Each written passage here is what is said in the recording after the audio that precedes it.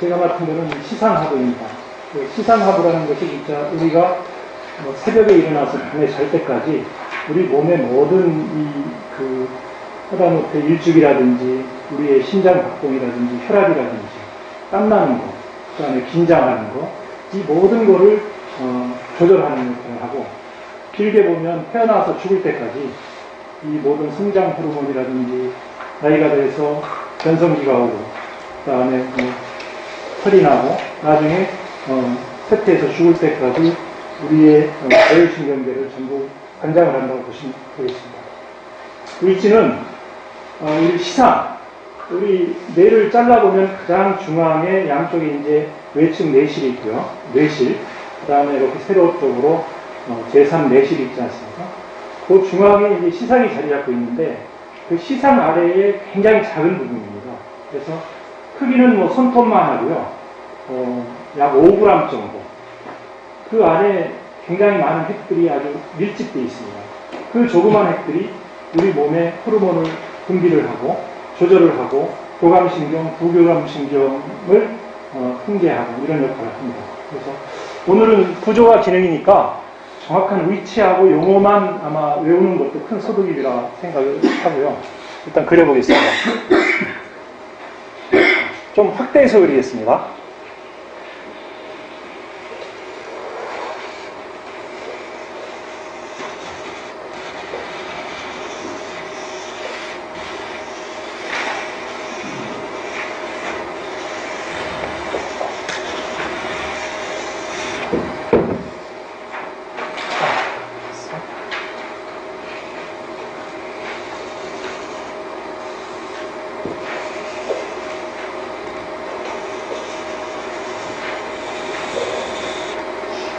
대충 감이 잡히시죠?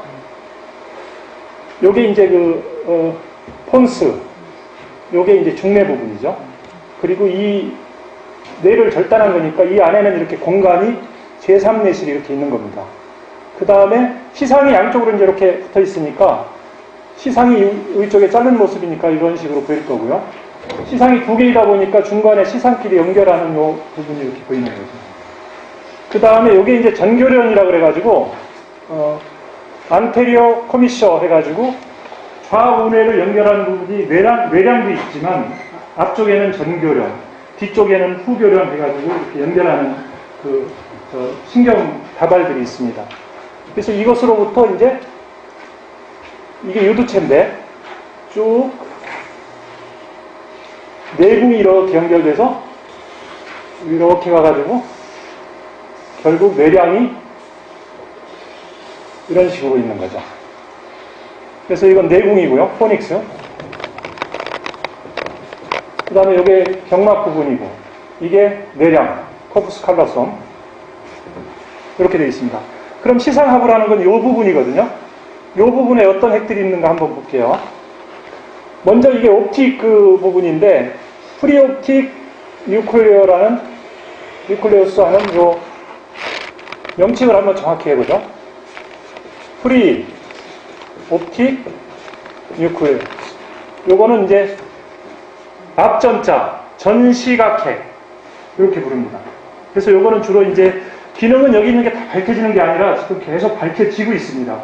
현재까지 알려진 거는 여기는 혈압하고 관계 있다고 지금 알려져 있습니다. 그 다음에 요 부분이 눈으로부터 가는 시각의 시교차가 생기지 않습니까? 그래서 요게 시교차 부분입니다. 그래서 옵틱 키아즈마. 그래서 요 옵틱 키아즈마 바로 위쪽에 핵이 조그맣게 하나 있습니다. 요게 뭐냐면 SCN 해가지고 수프라 카리즈마틱 뉴클레우스 시교차 상핵이죠.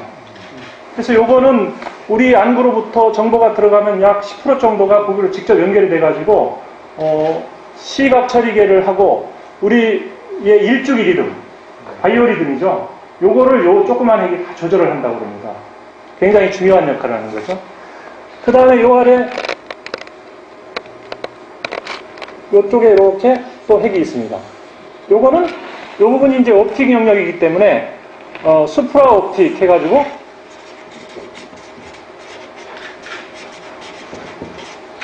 뉴클레우스. 시각상핵 이렇게 부릅니다. 그래서 이 역할은 우리 초월 현상할 때도 그렇고 바소프레신이라는 거 많이 들어보셨죠? 바소프레신이라는 호르몬을 분비를 합니다. 이 호르몬의 역할은 항이뇨인데 ADH라고도 하는데요. 안티 드레틱 호르몬 이렇게 부르는데 이것은 이제 콩팥에서 우리 한 20리터 정도의 우리 물을 걸르게 되는데 하루에 이게 다 배출이 돼버리면 사람 몸이 수분이 없어지기 때문에 살지를 못합니다. 그래서 콩팥에서 소변을 걸릴 때 이 물을 재흡수시키는 그런 역할을. 그래서 이게 굉장히 아칸소스테가 3억 6천만 년 전에 지구로 올라오면서 물이 없는 지구에서 몸속에 수분을 유지하기 위해서는 이런 기능이 필수적이란 말이죠. 그래서 이게 없으면 살아남지 못하는 거죠. 그래서 이거는 바소프레신이라는 호르몬을 분비를 하고요. 이 안쪽에 보면 이렇게 큰 핵이 하나 있고요. 요 밑에 먼저 그리고 설명을 하겠습니다. 그 다음에 이쪽에 이렇게 커다란 핵이 하나 있고 요 밑에 또 하나 있고 이 뒤쪽에 또 커다란 핵이 있습니다. 그 다음에 이 아래쪽에 또 큰 핵이 있고. 그래서 지금 뇌를 단면을 딱 자른 거기 때문에 여기는 제3내실로 이렇게 비어있는 거고 그 뒤쪽이 보이는 겁니다. 그 뒤쪽에 핵들이 비어있고 이 핵들 뒤에는 또 레터럴 뉴클레우스라고 해서 외측 핵이 있는데 그거는 지금 안 보이는 거죠. 그 다음에 요 제3내실 좌우측으로 이렇게 붙어있는 페리벤트리클라라는 핵이 있는데 그것도 지금은 앞쪽에 이제 안 보이는 거죠. 그래서 어쨌든 이런 핵이 있는데 간단하게 용어만 한번 살펴보도록 하겠습니다. 요 위쪽에 있는 거는 이 3내실의 위쪽에 붙었다고 그래가지고 측면에 붙었다고 그래가지고 파라 벤트리큘러 뉴클레우스 이게 주변이잖아요, 그죠? 뇌실의 주변 핵, 한자로 하면 실방핵 이렇게 부릅니다. 뇌실의 옆에 붙어있는 핵이라고 그래가지고 그래서 요거는 주로 옥시토신이라는 호르몬을 분비를 하는데 옥시토신은 이제 굉장히 중요하죠. 여성한테 특히 중요한데 자궁 수축이라든가 또는 유선 분비 또 사랑을 할 때 나오는 그런 호르몬이라고 합니다. 섹스하고도 관계가 있고요. 그래서 이런 게 있고, 이 옥시토신이나 바소프레신은 이게 바로 이 후액 쪽으로 연결이 돼가지고 이 후액에서 이제 필요할 때 이쪽을 거쳐가지고 온몸에 이제 내려 보내는 조절을 하는 그런 역할을 합니다. 그 다음에 요 밑 앞에 있는 게 이제 안테리어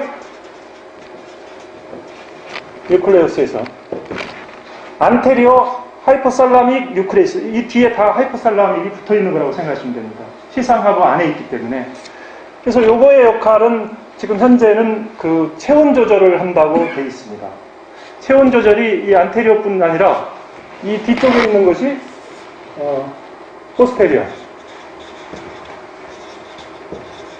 뉴클레우스인데 요것도 이제 역시 같이 체온 조절을 한다고 있고요. 체온 조절하고 해서 우리가 추운 데 가면 막 소름 끼치지 않습니까? 전율하고. 그런 역할을 포스테리어 뉴클레우스 후핵이 한다고 합니다.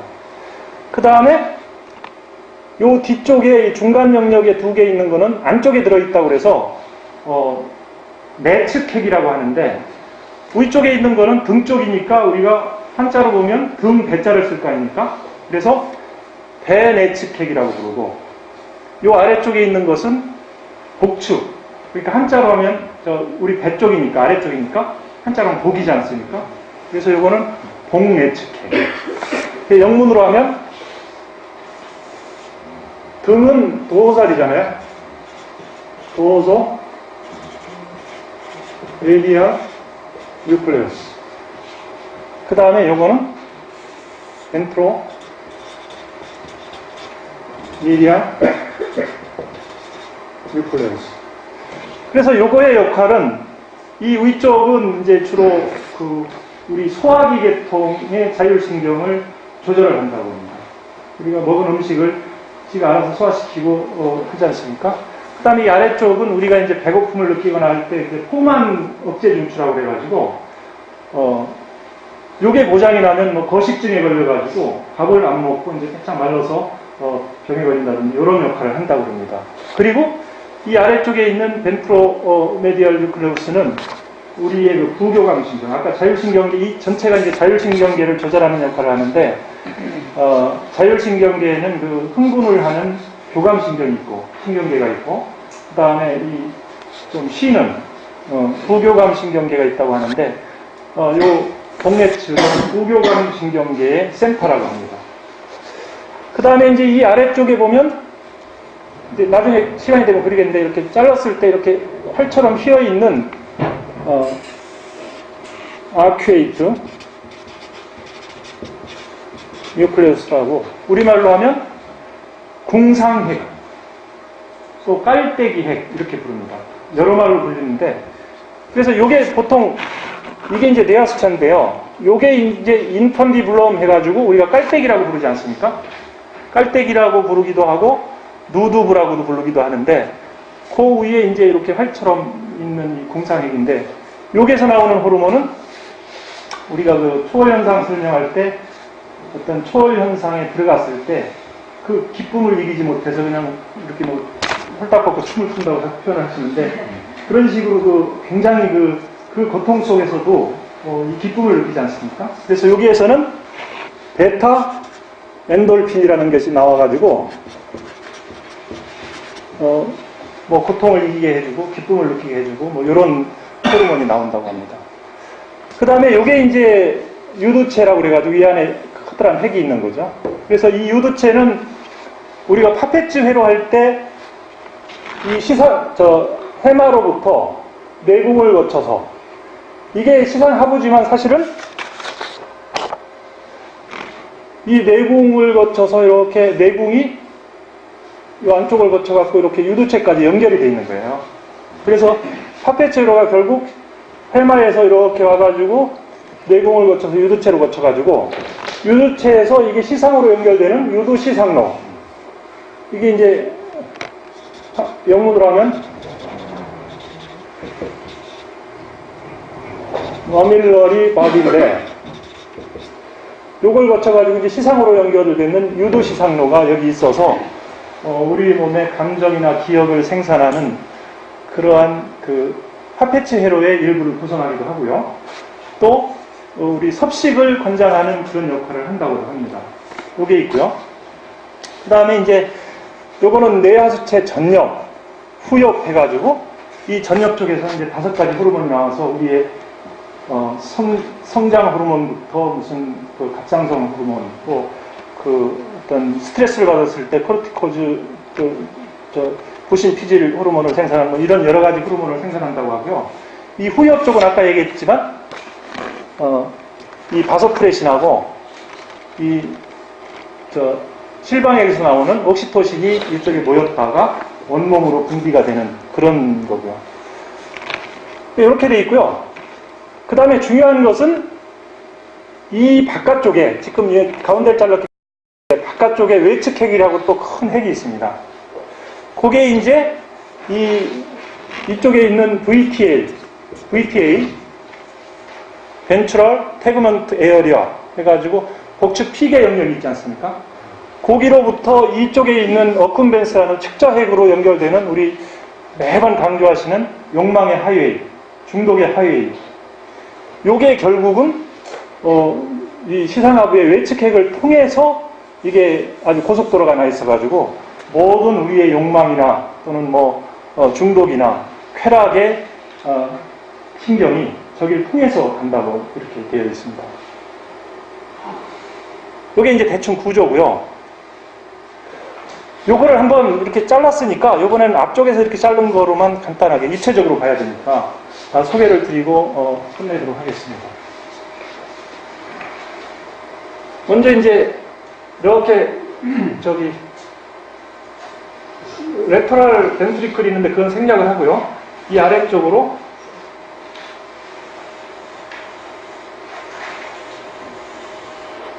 이렇게 제3 내실이 이제 구멍이 뚫린 겁니다.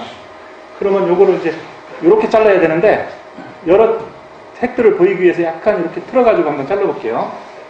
그래서 요 밑에 식교차 상액이, 옵틱 카리즘이, 키아즈마가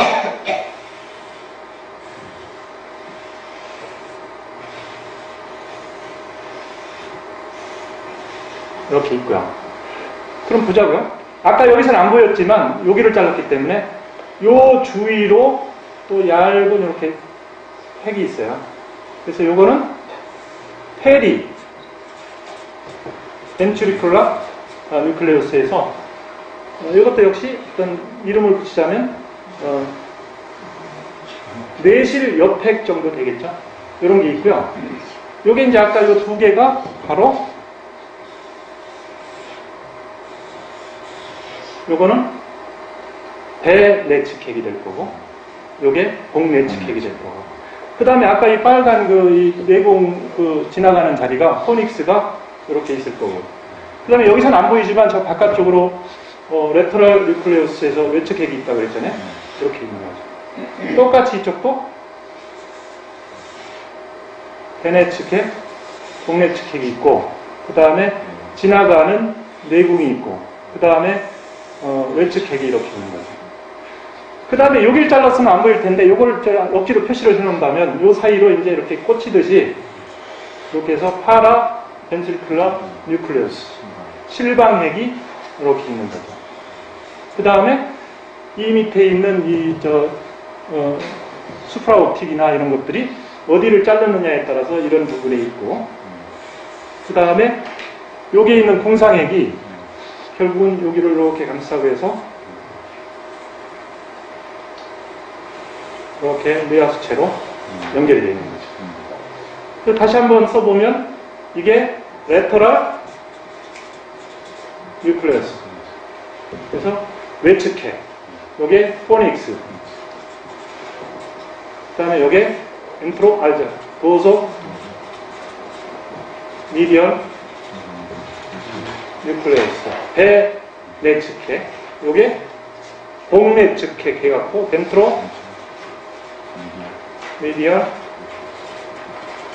뉴클레우스, 요게 수프라옵틱 뉴클레우스.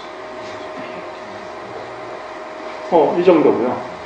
그래서 이 조그만 요 영역이 하여튼 굉장히 우리 초월 영상이나 우리 몸에 아까 설명했던 자율신경계 이런 모든 것을 조절한다고 되어 있고요. 그 다음에 이 부분은 워낙에 이제 아주 크리티컬하고 예민한 부분이기 때문에 지금도 계속 이게 이제 새로운 사실이 밝혀지고 있다고 합니다. 그래서 정확히 이것도 아까 혈압이라든지 또는 체온 조절이라고 했는데 그 이외에도 여러 가지 역할이 있을 수 있는데 계속 새로운 논문들이 나오고 있으니까 우리가 주의 깊게 봐야 될 것 같고요. 이상으로 많이 있는 것 같은데 하다 보니까 잘 나오세요. 일단 이 구조만 정확히 익히시는 것만 해도 오늘 공부 많이 하시는 걸로 생각이 듭니다. 이상 발표를 마칩니다.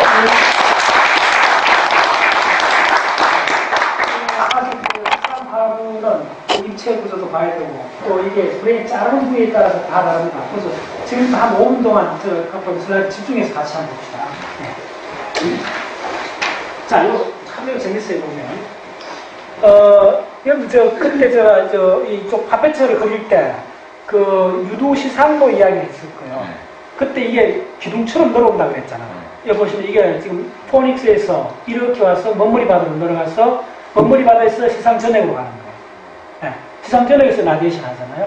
그 다음에 지금 조금 전에 설명했는 그 두 개, 바소프레신하고 옥시토신. 네. 그거는, 옥시토신은 실방핵이죠. 이 실방핵. 그 다음에 바소프레신은, 수파라옵틱 하이퍼살라믹 누클레스 여기서 나온다. 여기서 와서 후엽으로 이 두 개. 그 다음에 아쿠에이트 이야기했던 그거는 베타에돌핀. 네. 굉장히 중요하죠. 근데 이 전체가 다 후역으로 간다는 거. 예. 그 다음에,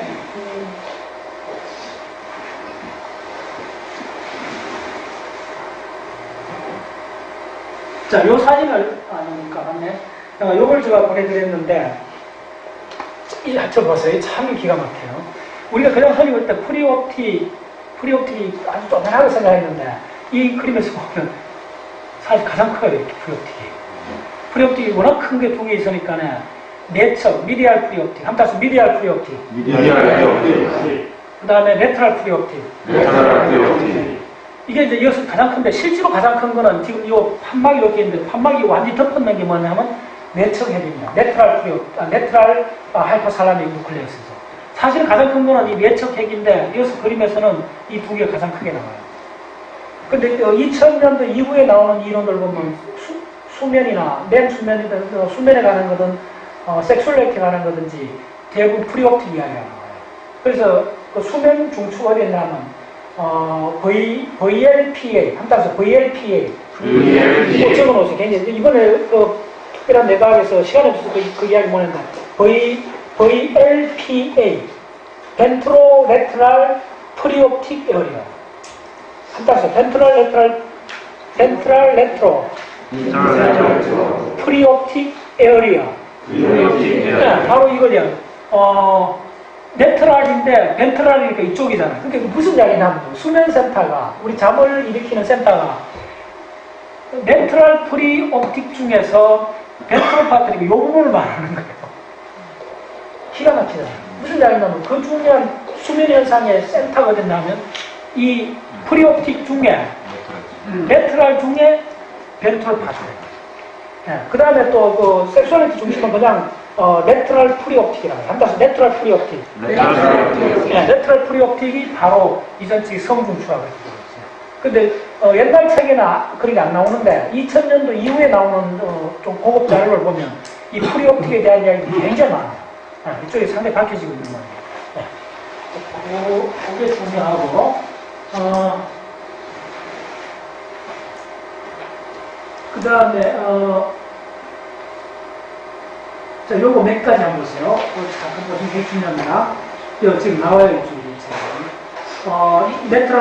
레트럴 프리옵틱 나오잖아요. 자, 다시 한번. 레트럴 프리옵틱이 요겁니다. 그 레트럴 프리옵틱 역할이 뭔가 하면, not clearly established. 아직 명확히 함께 있지 않지만은, involved in sleep, sexual function, and the reward behavior.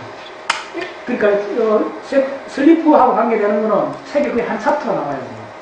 2005년으로 한 자료를 보면 챕터 하나가 나와요. 그래서 레트럴 프리옵틱이 굉장히 중요하다는 거예요. 자, 그 다음에 보세요. 레트럴 프리옵틱이 이만큼 큽니다. 레트럴 프리옵틱 에어리어, 미디알 프리옵틱, 이게 두 개예요. 네. 진짜 자료가 중요하잖아요. 이 자료 아니면 이게 이렇게 중요한 게 가면 뭐냐면, 면적 에어리어 자체로 봐도 이렇게 많아요. 자른 부위에 따라서. 네. 시상하부의 프리옵틱 영역이 레트럴, 미디알 이렇게 큽니다. 네. 그래서 자료가 중요해요. 네.